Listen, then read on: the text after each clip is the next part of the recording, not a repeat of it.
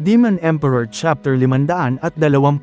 Ang nakaraan nagpahayag yung dalawang pantas na maganda ang teamwork nila. Gagawin nilang praktisan si Gus Santos. Sinabihan naman sila ni Gus Santos na talunan sila. Noong 300 years nakalipas panahon, hanggang ngayon. Talunan parent sila para sa kanya. Nagpapatuloy. Malay natin. Gaya nga ng kasabihan, sa paglipas ng panahon, nagbabago ang lahat. At mayroon kaming 300 taon para makapaghanda. Sa araw na tatapusin ka namin, pinagsanayan namin ng matagal ang aming teamwork para lang sa araw na to.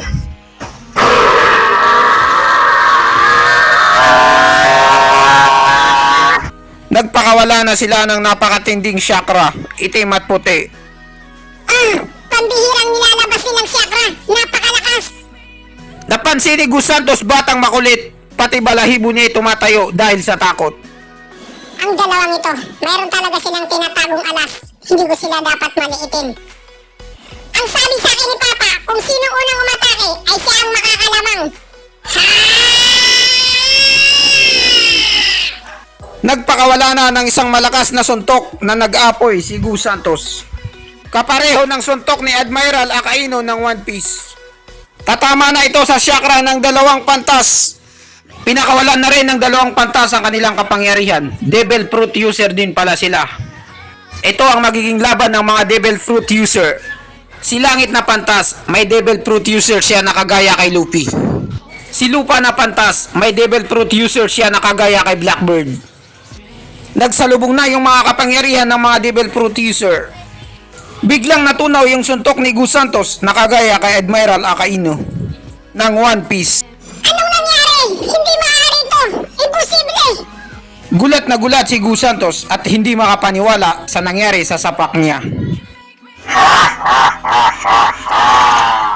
Ang isang hindi matalo-talo na batang makulit na si Gus Santos.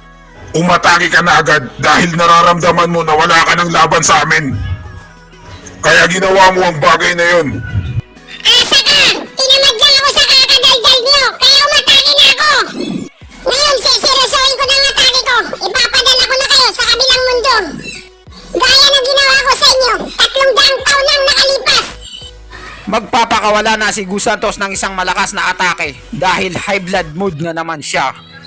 Namula na naman ang kanyang katawan.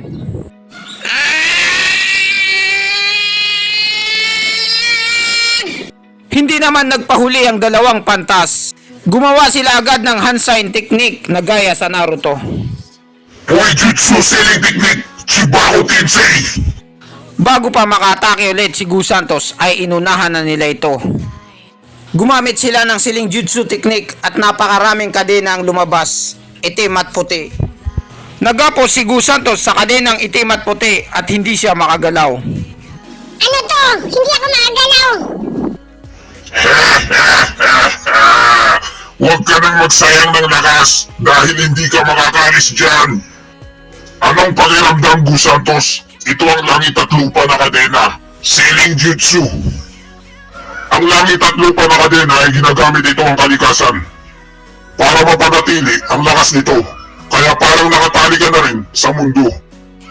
Wala pang nakakatakas dito, pwede lang kung masisira mo ang sarili nating mundo. Kung ganon, isa lang pala ang kailangan kong gawin. Ang wasakin ng mundong ito. Nagdeklara si Gus Santos na wawasakin niya na ang mundo.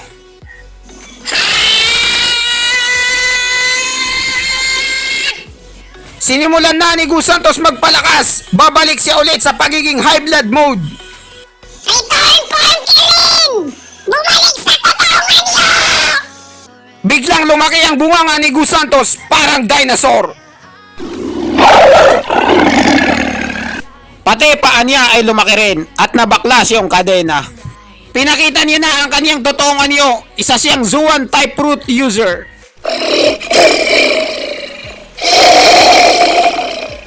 Pagtangina, ang batang ito, isa talaga siyang totoong halimaw. Taong pantas, ano bang ginagawa mo?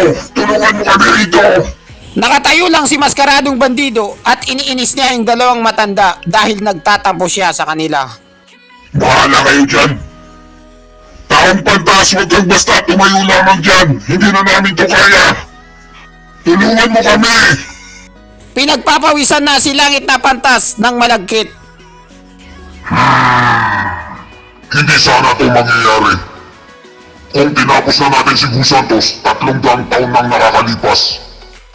Nagpakawala na rin ng matinding chakra si Maskaradong Bandido na may kasamang hand sign technique. Regan! Pinakawalan na ni Maskaradong Bandido yung Regan ni Eugene na isang beses lang sa isang araw. Gus Santos, ito ang kompletong Sealing Jutsu technique. Pinagsamang langit at lupa at tao. Kakayanin kaya ni Gus Santos ang pinagsamang teknik nilang tatlo kahit nasa full form pa siya. Langit at lupa, tatlong harang, gintong kadena ni Zenji. Naging kulay ginto yung kadena at nagpupumigla si Gus Santos at hindi pa rin siya makaalis. Napakahigpit ang pagkakagapos kay Gus Santos, mamahalin pa yung gamit nila dahil gold. Kung ganon, ito pala ang totoong anyo ni Gus Santos, kahanga-hanga. Hindi makaalis si Gus Santos sa pagkakatali sa kanya ng 3 pantas. Si Gus Santos ay kinulong na ng 3 matanda na yon sa hindi may paliwanag na Sealing Jutsu technique. Mahihirapan siyang makatakas dito. Tama ka sa sinabi mo. Sa atin na nakasalalay ang lahat. Dahil wala nang maliit na halimaw na yun, wala nang tutulong sa kanila.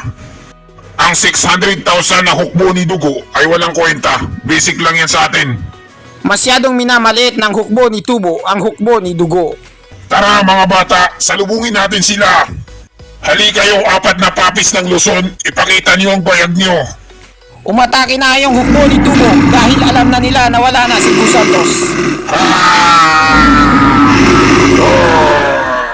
Sinalubong naman sila ng hukbo ni Dugo.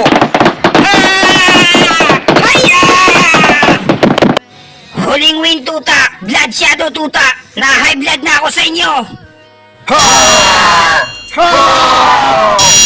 Nagdigmaan ulit sila sa pangalawang pagkakataon. Bawat isa ayaw magpapigil. Hindi ko akalain ang hukbo ni Dugo ay napakalakas pa rin nila. Kahit na 500 at 600,000 na lang ang natitira sa kanila.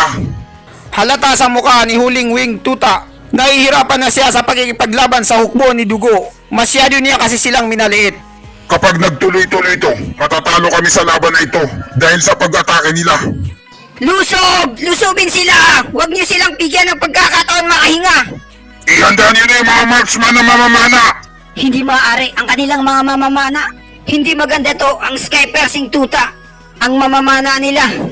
Ibahin niyo yung posisyon natin. Paunahin niyo yung may mga pananggalang. Gagawin natin ang Mount Everest Formation. Delikado na ang hukbo ni Dugo dahil pinaulanan na sila ng mga palaso ng mga taga Mindanao.